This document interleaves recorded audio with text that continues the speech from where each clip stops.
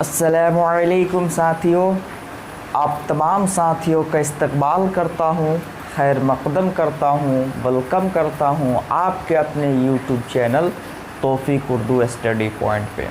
तो साथियों, मैं उम्मीद करता हूँ आप लोग बख़ैर व आफ़ियत से होंगे और आप लोगों की तैयारी बहुत अच्छी चल रही होगी। मैं पिछले वीडियो में आप लोगों के लिए लेके आया था मनक़ूत के बारे में, और इससे 2-3 वीडियो मैंने आप लोगों के लिए अपलोड किया उर्दू ग्रामर के बारे में से मुताल्लिक़, और क़वाइद के अक़साम और क़वाइद है क्या चीज़, इनके बारे में मैंने आपको पढ़ाया। उसके बाद एराब मैंने आपको पढ़ा दिया बहुत ही अच्छी तरीक़े से। उसके बाद मैंने आपको हरूफ़ तहज्जी को बहुत ही बेहतरीन तरीक़े से समझाने की कोशिश की। उसके बाद हरूफ़ मनक़ूत क्या क्या है और किस तरह कहाँ कहाँ हरूफ़ मनक़ूत आते हैं, तो इन तमाम चीज़ों के बारे में मैंने आपको बताने की कोशिश की थी और बहुत अच्छी तरीक़े से समझाने की भी कोशिश की थी। मैं उम्मीद करता हूँ आप लोगों को ये पिछले वीडियो पसंद आया होगा और आप लोग उस वीडियो से फ़ायदा भी हासिल किए होंगे। आज उसी क्रम में हम उर्दू ग्रामर को लेके आगे बढ़ेंगे, मखरज के बारे में पढ़ेंगे, क्योंकि उर्दू सीखने के लिए मखरज को जानना, मखरज के बारे में इल्म हासिल करना आपके लिए बहुत ही ज़रूरी चीज़ है। क्या है? बहुत ही ज़रूरी चीज़ है, क्योंकि बहुत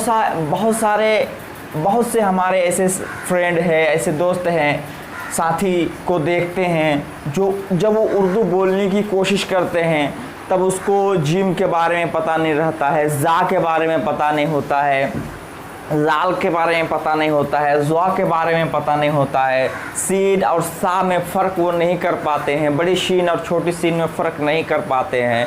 क्योंकि उसको मखरज के बारे में इल्म नहीं है। जब वो जुमले में उस चीज़ को इस्तेमाल करते हैं तो जीम को ज़ा बोल देते हैं, जहाँ पे जीम रहता है वहाँ पे वो ज़ा का इस्तेमाल कर, ऐसे बहुत सारी गलतियाँ करते हैं।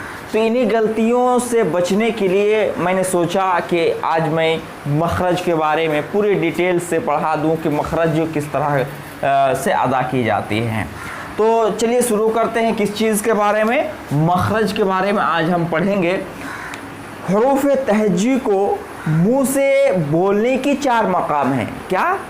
हरूफ़ तहज्जी को मुँह से बोलने की 4 मकाम हैं, जिसे हम क्या कहते हैं? मखरज कहते हैं। जिसे हम क्या कहते हैं? मखरज कहते हैं। 4 मकाम क्या क्या है? हरूफ़ हल्क़ी, क्या? हरूफ़ हल्क़ी, हरूफ़ खनक़ी, क्या? हरूफ़ खनक़ी, हरूफ़ इस्नानी, हरूफ़ शफ़वी, क्या? हरूफ़ शफ़वी 4 है। क्या क्या है? हरूफ़ हल्क़ी, हरूफ़ खनक़ी, हरूफ़ इस्नानी, हरूफ़ शफ़वी, क्या? हरूफ़ शफ़वी। इन 4 चीज़ों के बारे में बेहतरीन तरीके से पढ़ेंगे। हरूफ़ हल्क़ी वो हरूफ़ है, 1 नंबर पे क्या है?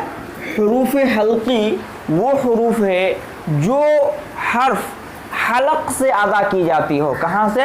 यहाँ से, हलक़ से बोली जाती हो। यानी हरूफ़ हल्क़ी वो हरूफ़ है जो हर्फ हलक़ से बोले जाते हों। क्या? हलक़ से बोले जाते हों। और वो हर्फ कौन कौन सा है? वो हरूफ़ कौन कौन से हरूफ़ है जिसे हलक़ से बोले जाते हैं, जिसकी तलफ़्फ़ुज़ हलक़ से निकलती है?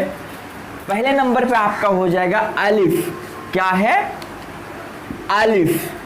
अगर आप अलिफ को बोलेंगे तो इसका वावेल साउंड आ जो है, आ का उच्चारण आपका यहाँ से निकलता है, हलक़ से निकलता है।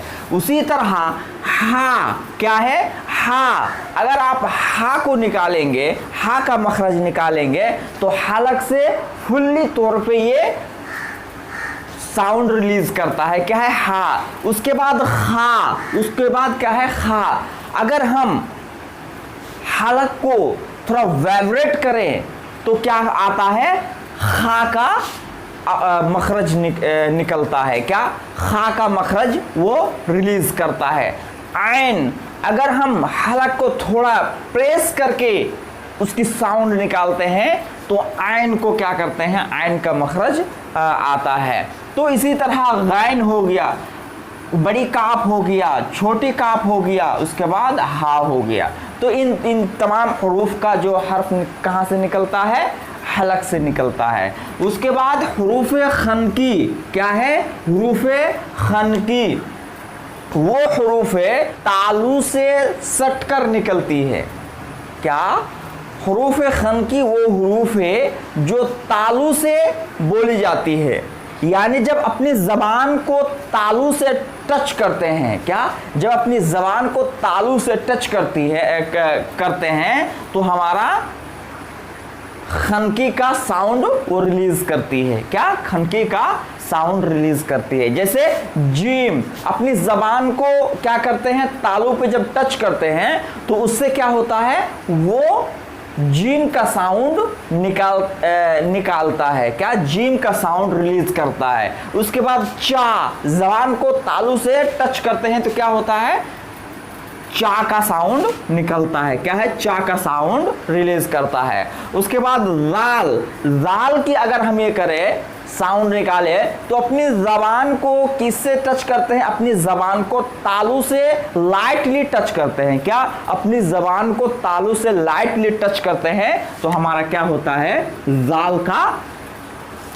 मखरज रिलीज करता है। उसके बाद जा, क्या है, जा अपनी जबान को तालू से लाइटली टच करते हैं और उसे वाइब्रेट करने की कोशिश करते हैं तो हमारा क्या होता है, जा। क्या, जा। आप मखरज को निकाल के देखिए तो पता आपको खुद ब खुद चल जाएगा।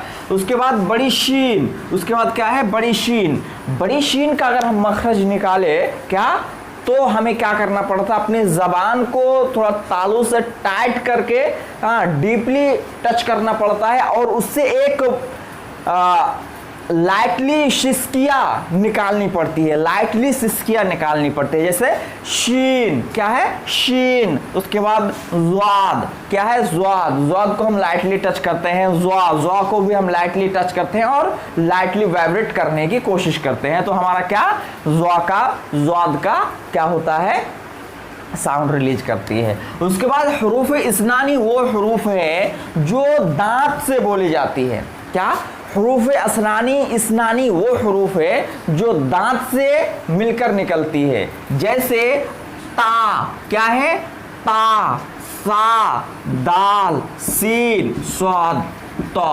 अगर ता को हम अपनी जबान को दांत से, सामने के दांत से टाइटली टच करते हैं तो हमारा क्या होता है, ता का साउंड रिलीज करती है। उसके बाद सा को अगर हम अपनी जबान को, इसको भी हम लाइटली करते हैं और सिसकिया टाइप की आवाज रिलीज नहीं कर, सिसकिया टाइप की इसमें आवाज रिलीज नहीं होती है, बल्कि ये एक धुंधला टाइप का आवाज नहीं होता है, धुंधला टाइप का, उस टाइप का आवाज निकलता है, उस टाइप की आवाज निकलती है। जैसे सा, क्या है, सा। उसके बाद दाल को हम डीपली टाइट करते हैं, किससे, दांत से टच करते हैं। जब टच करते हैं अपनी जबान को तो आपका दाल, जैसे ने दाल। सीन को भी उसी तरह हल्का टच करते हैं, उसके बाद सिसकिया निकालते हैं, पूरा सिसकिया निकालते हैं तो इसका सीन का ये होता है, साउंड रिलीज होता है। उसके बाद हुरूफ शफवी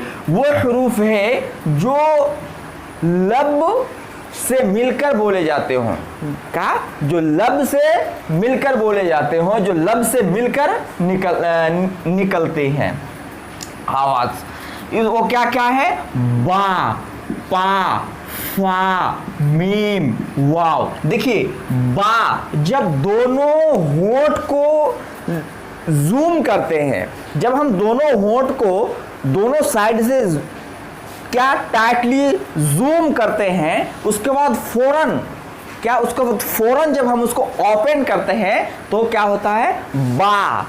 आप निकाल के देखिए, जैसे उसका ये उच्चारण क्या होगा, उसका प्रोनाउंसिएशन क्या होगा, उसका प्रोनाउंसिएशन आपका बा। जब हम दोनों जबान को क्या करते हैं, जूम करके अचानक छोड़ते हैं, ओपन करते हैं, तो हमारा बा क्या है, डीपली आ साउंड निकालती है या डीपली साउंड निकलती है, वो क्या है, बा की साउंड वो रिलीज करती है। उसके बाद पा को हम भी पा की तरह पा, दोनों जबान को पा जूम करके छोड़ते हैं, ओपन करते हैं, तो हमारा क्या होता है, पा का साउंड रिलीज करता है। फा को देखिए, हम फा को दोनों होठों को सटाते नहीं है, लेकिन आगे की पोजीशन को, आगे की पोर्शन को हम क्या करते हैं, उसको थोड़ा ओपन करते हैं, गोल करके ओपन करते हैं, तो वो फा। और एक सिसकिया टाइप का छोड़ते हैं, हवा टाइप की सिसकिया छोड़ते हैं, तो वो हमारा फा का उच्चारण होती है। उसके बाद मीम को डीपली हम थोड़ा प्रेस करके ओपन करते हैं, तो मीम ये होता है। उसके बाद वाव, अपनी दोनों होठों को गोल करके जो हम इसका ये करते हैं, क्या करते हैं, दोनों होठों को गोल करके उसको ओपन करते हैं, तो उससे हमारा किस चीज़ का आवाज़ निकलती है, तो वाव का आवाज़ निकलती है। तो ये चंद बातें थी किसके बारे में, मखरज के बारे में। और इसके बारे में जानना हमारे लिए उतना ही ज़रूरी है जितना और उर्दू बोलना हमारे लिए ज़रूरी है, क्योंकि जब हम उर्दू को सही से, उसकी तलफ़ुज़ को, उसके हर्फ को सही से अदा नहीं कर पाएंगे, अलिफ कहाँ से अदा की जाती है, खा कहाँ से अदा की जाती है, गैन कहाँ से अदा की जाती है, ता कहाँ से अदा की जाती है, तो हमें परेशानियों का सामना भी करना पड़ेगा। और किसी के सामने अगर हम बोलने की भी कोशिश करेंगे तो क्या होगा, तो हमें शर्मिंदगी का सामना करना भी पड़ेगा, क्योंकि अगर हम जाल को जे पढ़ देंगे किसी के सामने में, तो अगर वो जानने वाला होगा तो फ़ौरन आपको वो टोक देगा, आपको वहाँ गलती पकड़ लेगा। तो हमें उर्दू सीखने के लिए तो हमें क्या करना है, उर्दू ग्रामर को सही से पढ़ना है। ये चंद बातें थी किनके बारे में, मखरज के बारे में। मखरज 4 हैं, हुरूफ हल्की, हुरूफ खनकी, हुरूफ इसनानी और हुरूफ शफवी। तो मैंने आपको इन तमाम चीज़ों को पूरे डिटेल से पढ़ाया। वीडियो थोड़ा लंबा हुआ होगा, लेकिन जब तक आप किसी भी चीज़ को पूरा उसकी डिटेल से नहीं पढ़ेंगे तो आपको सारी चीज़ें समझ में नहीं आएगी। वीडियो लंबा होने से कोई फ़र्क नहीं पड़ता है, हमें बस समझ में आ जानी चाहिए। अगर कोई बात 2 से 3 बार रिपीट होते हो तो उससे कोई आपको दिक्कत की या कबाहत की बात नहीं है। आपको 2-3 मरतबा इसलिए बोला जाता है कि आप उस चीज़ को सही तरीके से समझ जाए, सही तरीके से सुनकर उसको आप अपने जहन में बैठा ले। इसलिए 2-3 बार या 3 बार भी बोल देते हैं, 4 बार भी वो उस लफ्ज़ को बोल देते हैं, तो इससे कोई माइंड करने की बात नहीं है। चलिए, मैं उम्मीद करता हूँ आप लोगों को ये मेरा वीडियो पसंद आया होगा। पसंद आए तो मेरा वीडियो को एक लाइक करें, शेयर करें एंड सब्सक्राइब भी करें। अस्सलामु अलैकुम।